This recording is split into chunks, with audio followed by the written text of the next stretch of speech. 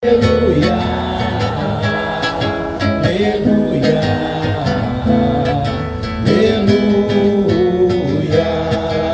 Quando estamos unidos,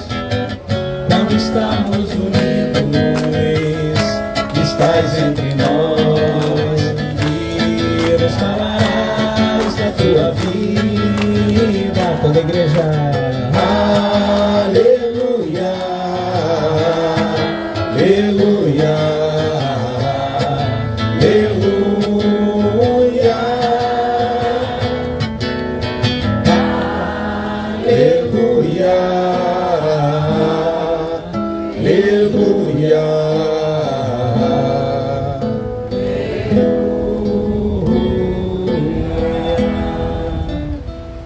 O Senhor esteja convosco.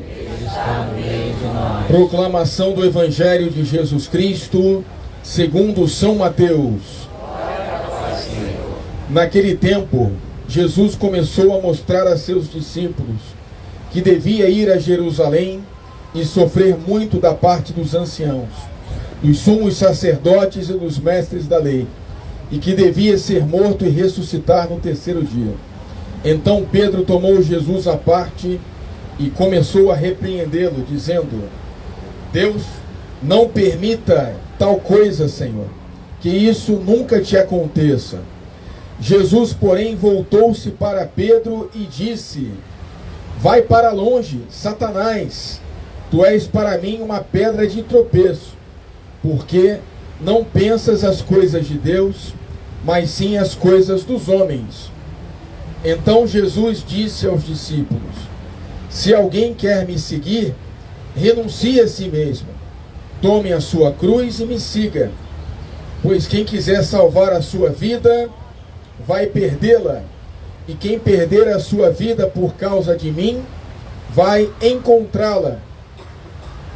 De fato, que adianta o homem ganhar o mundo inteiro, mas perder a sua vida? O que poderá alguém dar em troca de sua vida? Porque o Filho do Homem virá na glória do seu Pai com os seus anjos, e então retribuirá a cada um de acordo com a sua conduta. Palavra da salvação. Glória a vós, Senhor. Podemos nos sentar só um momentinho, queridos irmãos e irmãs? Mês de setembro é um mês em que a igreja celebra a Sagrada Escritura, o mês da Bíblia. E a primeira leitura de hoje nos fala justamente sobre a palavra de Deus. Nós vemos o profeta Jeremias, que está encontrando dificuldades no seu ministério, está com vontade de desistir, de anunciar a palavra de Deus, mas aí ele sente um fogo dentro dele, um fogo ardente a penetrar o seu corpo. E ele diz: Senhor, seduziste-me e deixei-me seduzir. Foste mais forte, tiveste mais poder. A palavra de Deus, ela é inspirada pelo Espírito Santo, e ela também nos transmite e nos alimenta com esse próprio Espírito Santo. É por isso que o profeta sente, ao refletir e meditar a palavra de Deus dentro do seu coração, um fogo abrasador que arde no seu peito, exortando-o a continuar no bom caminho do anúncio do amor de Deus para os seus compatriotas. A Sagrada Escritura, ela tem esse poder nas nossas vidas. Ela é mais penetrante do que uma espada de dois gumes. Ela nos ajuda a nos conformar com a vontade de Deus para as nossas vidas, e também é uma luz para os nossos caminhos. Alimenta a nossa alma e também é a nossa direção nas nossas existências. A palavra de Deus é a espada do Espírito, da armadura do cristão. Então, nós que somos cristãos e desejamos vencer nossas más inclinações, nossos pecados, e também desejamos ter luz na nossa vida e para com os nossos irmãos, nós devemos nos alimentar da palavra de Deus e permitir que ela habite ricamente no nosso coração. A espada do Espírito ela deve ser empunhada por nós, assim como ela foi pelos grandes santos da história da igreja. Foram conduzidos pela palavra. São Jerônimo, grande tradutor da Bíblia, diz assim, que ignorar as Escrituras é ignorar o próprio Jesus Cristo. Então, se nós queremos amar Jesus e conhecê-lo mais profundamente, nós devemos meditar as Escrituras. Essa é uma realidade aqui presente na vida desse jovem que está estampando ali, esse quiosque ali, venerável Guido Schaeffer, chamam ele de santo surfista, também anjo surfista, meditava muito a palavra de Deus, seguindo um método do Monsenhor Jonas Abib, a Bíblia no meu dia a dia. Então, li a Sagrada Escritura com o seguinte princípio: sem a Bíblia não tem café da manhã, ou sem a Bíblia eu não vou dormir. E assim, nesse sentido, todos os dias havia uma meditação, cerca de 30 minutos, da leitura da palavra de Deus. Nós também, queridos irmãos, somos convidados, como o profeta Jeremias, como o venerável Guido Schaeffer, como São Jerônimo, como os santos da igreja, a sermos alimentados pela palavra de Deus. Porque, meu irmão, diz o salmo que nós lemos hoje: a minha alma tem sede de vós, como terra sedenta. Ó meu Deus, nossa alma tem sede de Deus, e precisamos nos alimentar então de Deus, da sua palavra, os seus sacramentos. É isso que nós estamos fazendo aqui na Santa Missa, que é sempre a mesa do pão e a mesa da palavra. A liturgia da palavra primeiro, que é essa, que se conclui com a homilia do padre, que reflete sobre a Bíblia, e depois a liturgia eucarística, que é a liturgia do pão. Sempre nos alimentando na missa da palavra e do pão.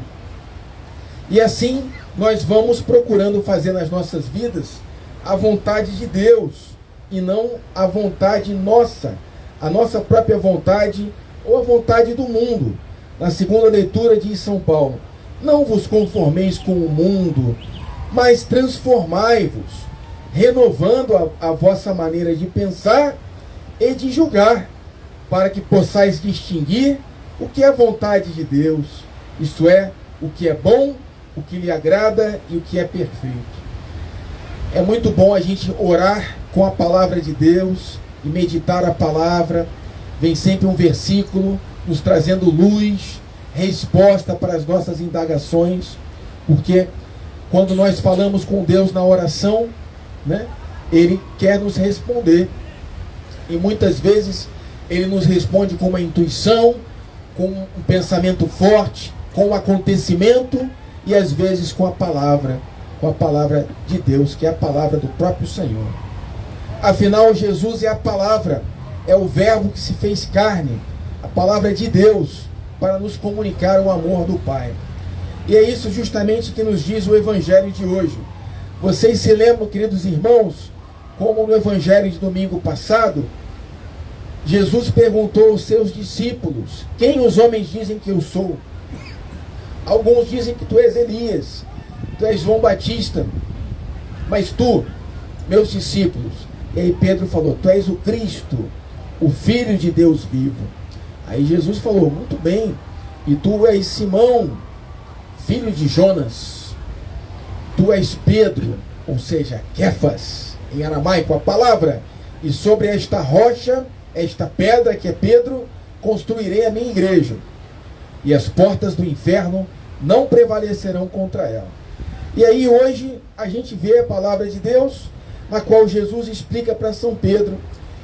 Primeiro ele falou: olha, não digam nada para ninguém, como que Jesus estava antevendo que os seus discípulos ainda não haviam compreendido qual era a extensão dele ser o Messias, dele ser o Filho de Deus. Ele começa a explicar: eu vou ter que subir para Jerusalém para sofrer na mão dos doutores da lei e dos fariseus, serei crucificado, mas eu ressurgirei ressuscitado no terceiro dia. Falou de sofrimento, de morte de cruz. São Pedro logo pensou: mas a morte da cruz é a pior morte do Império Romano. É uma morte para criminosos, para bandidos, é uma morte cruel. E ele falou: não, Jesus, não permitirei que isso aconteça com o Senhor. São Pedro, ele estava com os outros apóstolos, imaginando que Jesus era o Messias, libertador social, que vinha para libertar os judeus do jugo, do domínio do Império Romano. Os romanos vieram e dominaram todo mundo conhecido, do extremo da Ásia ao extremo da Europa. E ali no Oriente Médio foram também dominados pelos romanos. De forma que um dos personagens do Evangelho é Pôncio Pilatos, governador romano. Então Jesus diz: eu vou ter que ir para Jerusalém ser crucificado. Ele diz: não, Senhor, não permitiremos. O Senhor é o Todo-Poderoso, é o milagreiro, que caminha sobre as águas, que multiplica os pães, que tem o poder de libertar dos demônios, perdoar os pecados, ressuscitar os mortos. Como é que o Senhor vai morrer na cruz? Não vão permitir. Aí Jesus tinha acabado de elogiar São Pedro, fala: não, afasta-te de mim, Satanás, porque isso não é o pensamento de Deus, mas o pensamento dos homens. São Pedro, como o povo judeu, estava esperando um Messias libertador, poderoso, o rei que ia ali, de forma terrena, libertá-los do Império Romano. Mas Jesus vinha para nos libertar de outro domínio muito mais profundo. Era o domínio do pecado, era o domínio da morte, que é consequência do pecado, e era o domínio do demônio, que é o autor de todo o mal. Era uma libertação muito mais profunda e muito mais duradoura. Ele vinha reconciliar a humanidade com o Pai, porque a humanidade pecou, se afastou de Deus, e Jesus veio dar a própria vida como cordeiro imaculado, carregando os nossos pecados e morrendo na cruz por amor a cada um de nós, para que nós pudéssemos ter a vida em comunhão com o Pai. São Pedro não entendeu isso, e quando Jesus foi preso, ele fugiu, se escondeu. Quando ele estava ali vendo Jesus preso, veio uma pessoa simples: mas você não é discípulo daquele homem? Não, nunca vi. Mas você tem sotaque da Galileia, ele é galileu. Você não conhece aquele homem? Nunca vi na minha vida. Estava ali Jesus preso. Tem naquele filme do Mel Gibson, quando Jesus fala: antes que o galo cante, você vai me trair 3 vezes. E esse Pedro, que esperava o Jesus Todo-Poderoso, quando vê Jesus preso, dominado, subjugado, mas Jesus não estava dominado por ninguém, ele estava dando a própria vida livremente para cumprir a vontade do Pai.